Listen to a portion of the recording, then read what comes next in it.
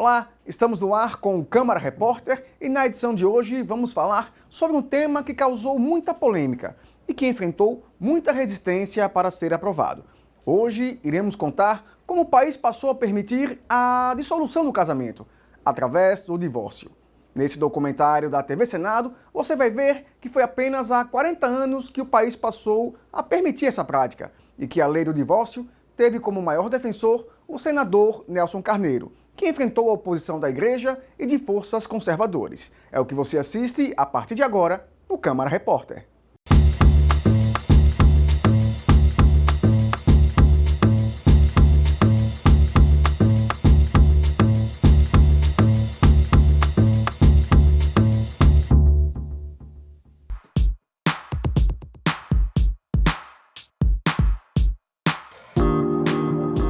Em 10 de maio de 1977, Nelson Carneiro, senador pelo Rio de Janeiro, apresenta um projeto para modificar a Constituição e criar o divórcio no Brasil.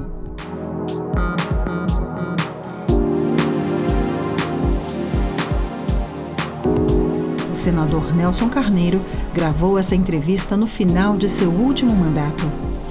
Ele faleceu em 1996. Em 1951.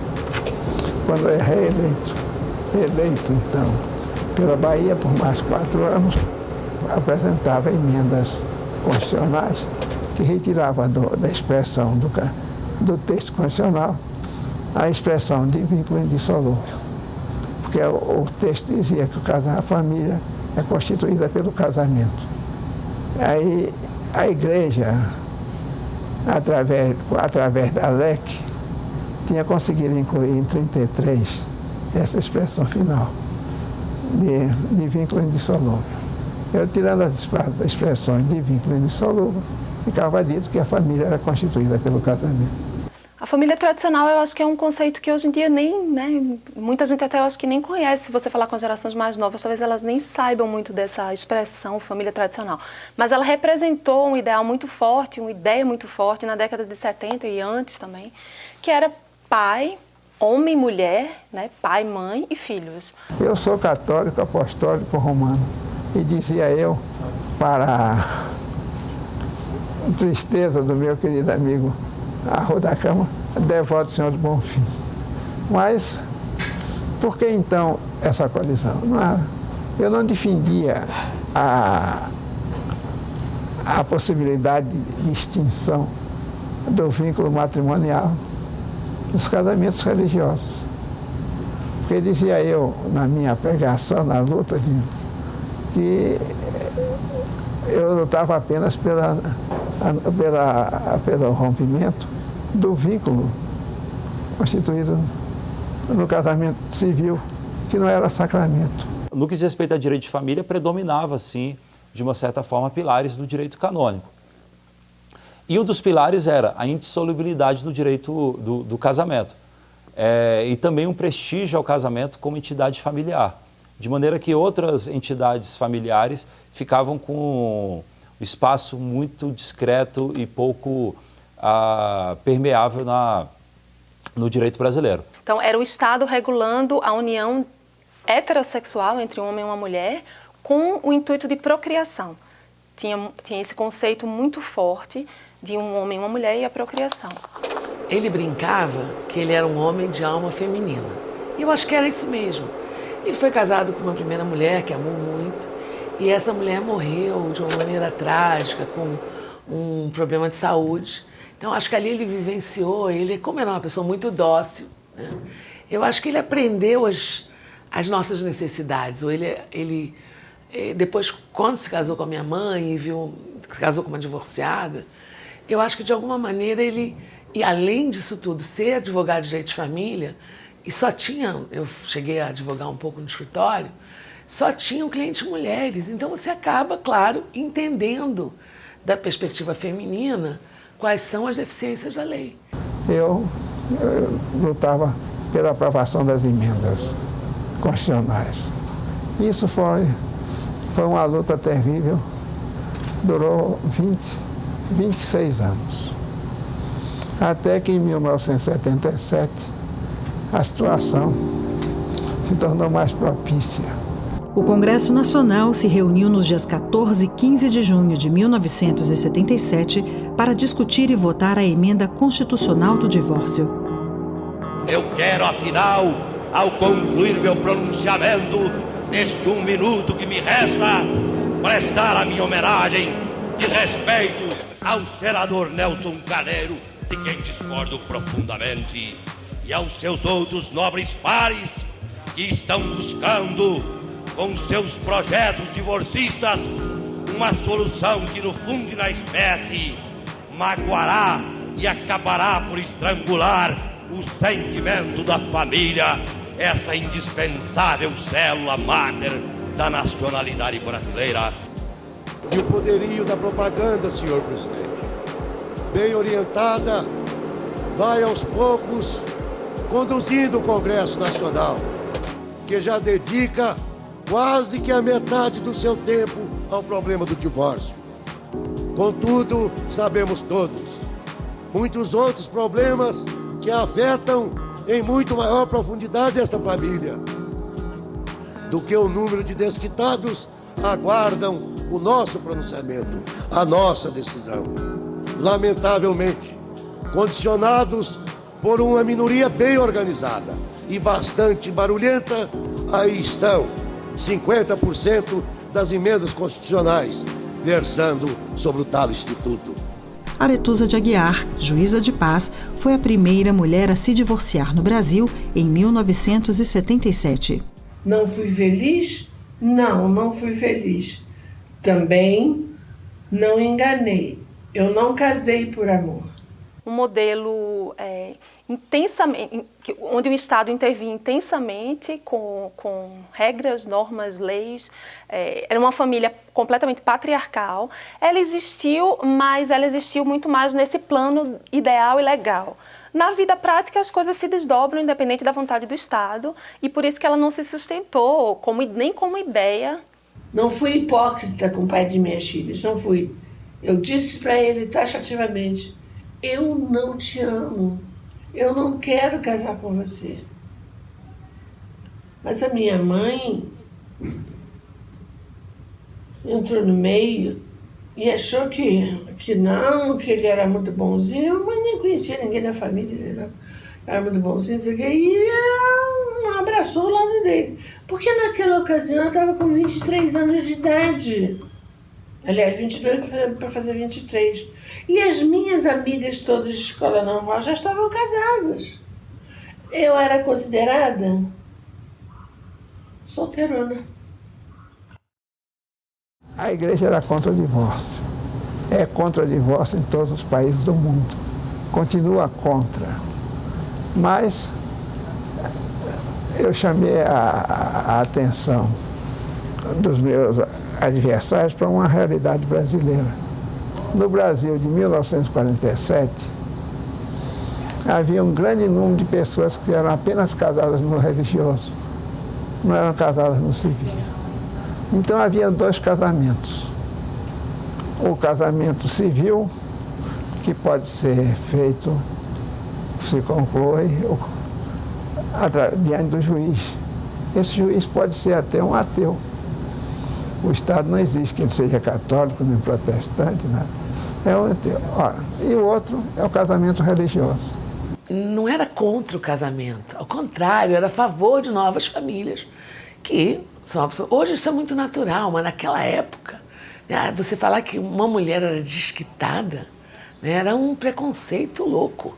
É como hoje ainda é, infelizmente, como tratam hoje as religiões afro, como tratam hoje a comunidade LGBT. Então, era um grande preconceito ser desquitada naquela época. E acho que ele entendeu isso quando se casou com uma divorciada e percebeu que era uma nova vida que se construía. Foi que em fevereiro eu fui chamada para fazer um programa, não é do seu tempo, nem do seu, de J. Silvestre, que era um senhor comunicador, e era ao vivo e a cores. Então você não podia cometer nenhuma gafe, nenhum erro, porque ia ao ar do jeito que ia. E eu estava, eu fui chamada, fui testada, aprovaram a minha participação como divorcista, como eu sempre fui. Quando eu olhei para o lado, eu falei, nossa senhora, o padre Leme Lopes era um padre aqui, não sei onde que ele atuava, nem tenho a obrigação de saber, mas ele era dogmático ao extremo e muito mal-humorado. Então ele, quando viu que tinha uma mulher lá, eu fui de vestido longo, de coque aqui, porque eu era jovem e ninguém ia me dar credibilidade alguma. Eu queria falar da lei. Eu não me lembro bem o que eu falei, que o padre Leme Lopes me interrompeu e se dirigiu a mim de uma forma muito inadequada. Primeiro, para um religioso. Segundo, para um debatedor que estava ali na mesma posição que eu. Então, ninguém ofender a quem quer que seja. Nessa segunda vez que ele me interrompeu dizendo esta mulher que está aí, assim, um padre, esta mulher que está aí está defendendo a desgraça da família brasileira. Ela está querendo acabar com o país. Eu não olhei na direção dele. Eu olhei na direção de J. Silvestre, que ele ia lá para o fundo do auditório e vinha andando. Eu esperei ele estar no meio do auditório e disse para ele, J. Silvestre, eu gostaria de dar uma parte. Pois não, doutora. Eu não fui convidada para discutir os dogmas e os cânones da Igreja Católica. Eu estou aqui na posição de divorcista que sou para discutir a mudança na área do direito civil brasileiro. Ficou todo mundo esperando a reação dele. Ele não falou nada. Aí J. Silvestre falou assim, mas a sua posição também não vai ferir a igreja? Eu falei, absolutamente. Nunca se esqueça de que o nosso país é laico. A igreja já está separada das leis que regem o país, todas as leis, há muito tempo. Como eu votei a favor do divórcio e os padres eram contra, a Igreja Católica era contra a aprovação do divórcio, isso trouxe consequências. Os padres colocaram depois nas igrejas a lista daqueles que votaram a favor do divórcio. E como o meu nome começa com a letra A lista foi em ordem alfabética e eu era o primeiro. Felizmente, não foi razão suficiente para mim não ter a minha primeira reeleição, né? Mas foi uma situação muito complicada. Muitas vezes eu chegava nas cidades, o alto-falante, aquelas cornetas na torre das igrejas, né, já estava lá anunciando a minha presença na cidade, dizendo que não era para o povo votar em mim, porque eu havia votado a favor do divórcio. E era injusto comigo, porque além de dizer que eu votei a favor do divórcio, que foi uma realidade, ainda dizia que eu era a favor da eutanásia, era a favor do amor livre, era a favor do aborto, coisa que eu não era. Mas nós, quando assumimos um propósito e toma uma definição que o político tem que tomar, ele tem que enfrentar essas circunstâncias. Felizmente eu enfrentei e tive êxito em algumas outras eleições no futuro. Por outro lado, a gente também sofreu em casa, pra você ter uma noção, essa coisa da igreja, né? Pra você ter uma noção, meu irmão e minha irmã são 10 anos mais velhos que eu. E os dois, né, para se casar, não tinha um padre. Não tinha um padre que quisesse casar. Então foi um monsenhor só na cidade do Rio de Janeiro, você imagina, que nós descobrimos, quer dizer, eles descobriram, eu era menina, que fez o casamento deles. Ninguém queria casar os filhos de Nelson Carneiro, porque Nelson Carneiro era divorcista. Na verdade, se pudessem, exorcizavam ele, né? De modo que eu lutando pelo casamento, o divórcio no casamento civil, eu não afrontava a igreja, porque a igreja é quem devia liderar e conduzir o casamento religioso. Mas isso nunca foi aceito pelo Monsenhor, nem pelos seus companheiros de luta, né? Senhores, não vou discutir neste momento o problema religioso. A Igreja Católica disciplina os casamentos católicos na forma da sua legislação canônica. Apenas me preocupo com o casamento civil, que ao ser instituído no Brasil em 1890, foi combatido violentamente pela Igreja, como sendo a dissolução da família e a destruição dos lares brasileiros. As mesmas objurgatórias lançadas hoje contra o divórcio são as mesmas que em 1890 foram lançadas contra o casamento civil. 6 sessões que nós já fizemos este ano para a leitura das mensagens, mas estas duas, a de hoje e a de ontem, importaram em 2.035.000 cruzeiros e 35.200 cruzeiros só de subsídios a parlamentares, sem contar iluminação, funcionários.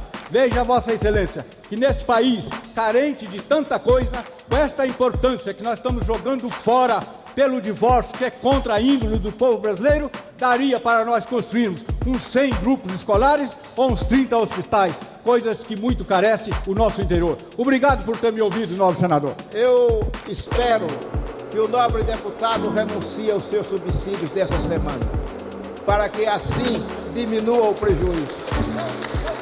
Senador Nelson Carneiro, me permita uma pequena... Mas, senhor, eu quero perguntar, qual foi o assunto de natureza pública, de interesse nacional, que deixou de ser discutido porque se está discutindo o divórcio?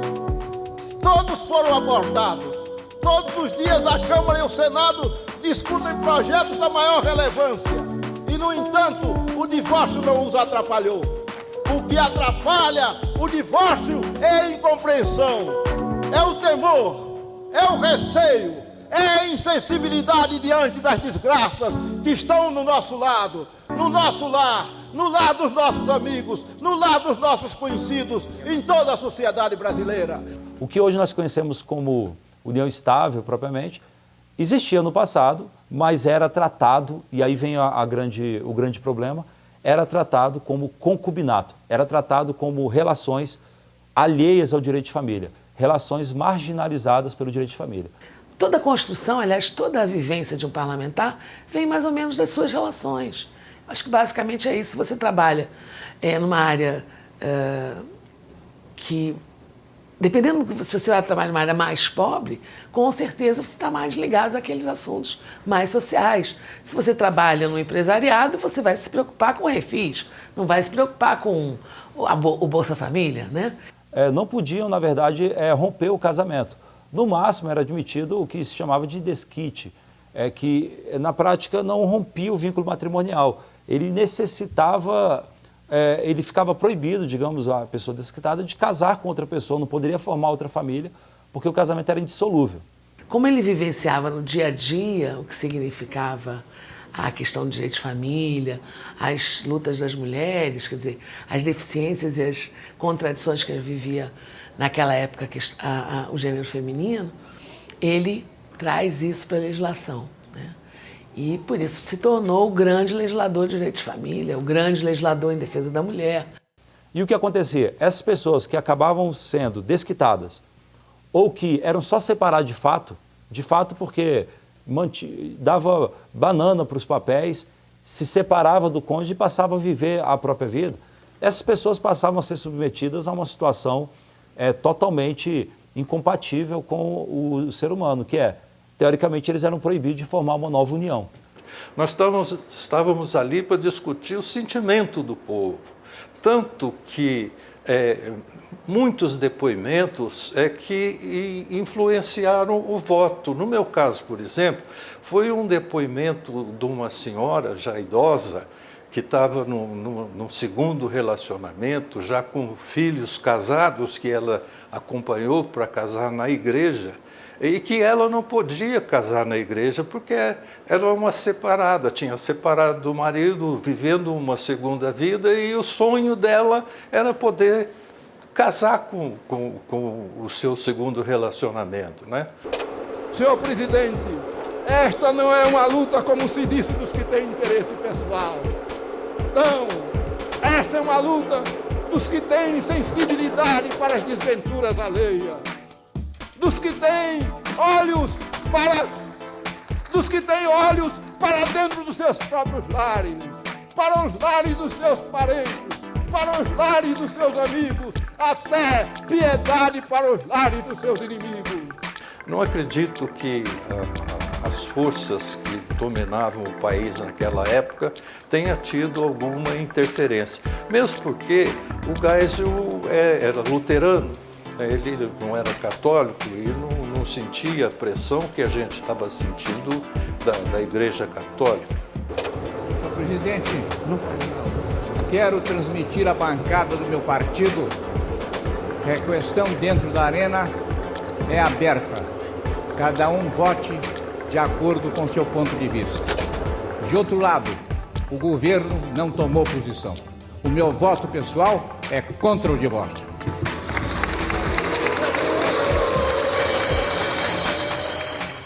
E, apesar de ser pela maioria absoluta, aconteceu o seguinte: a reação ainda era muito grande. Vinha sendo amortecida, mas em todo caso era muito grande. Quando a votação foi feita do norte para o sul, e quando chegou no Pará, houve um momento de expectativa, como votaria o líder do governo. O líder do governo era o senador Jarbas Passarinho. Jarbas Passarinho, sim, 5.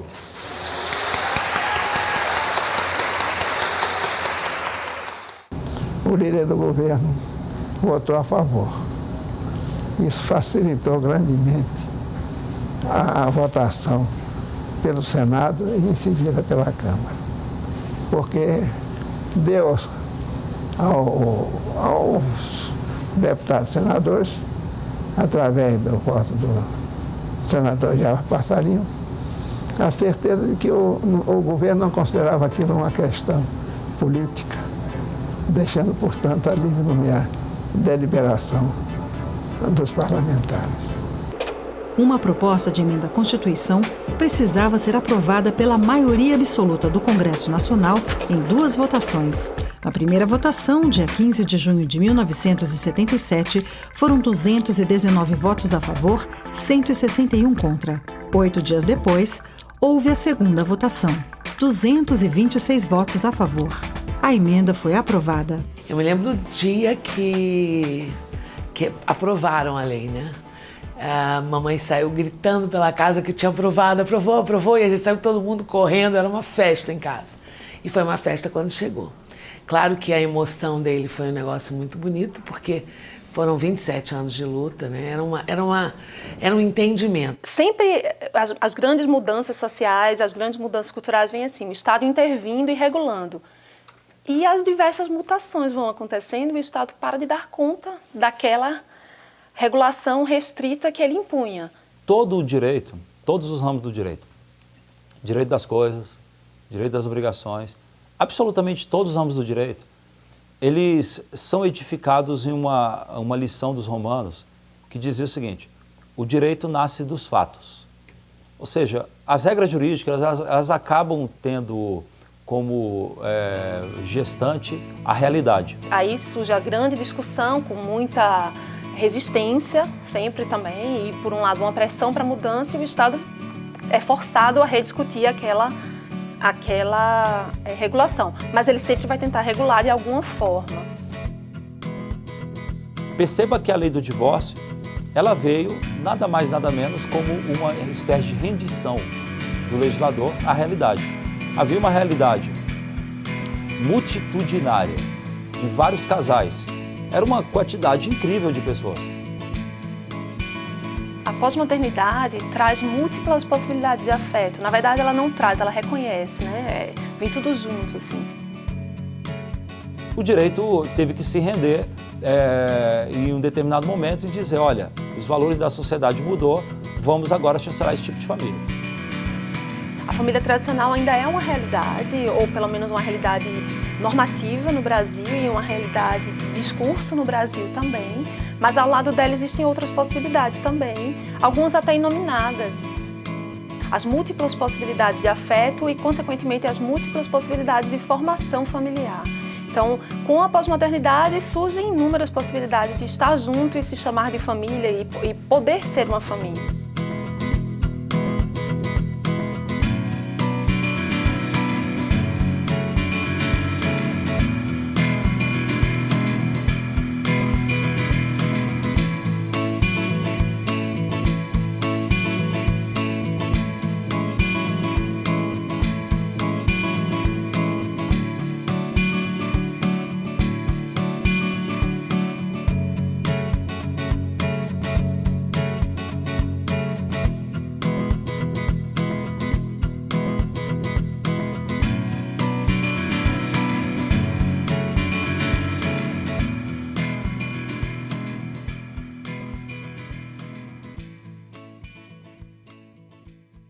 Na edição de hoje, falamos sobre a lei do divórcio e em como ela foi aprovada há mais de 40 anos. Eu fico por aqui e nos vemos no nosso próximo programa. Até lá!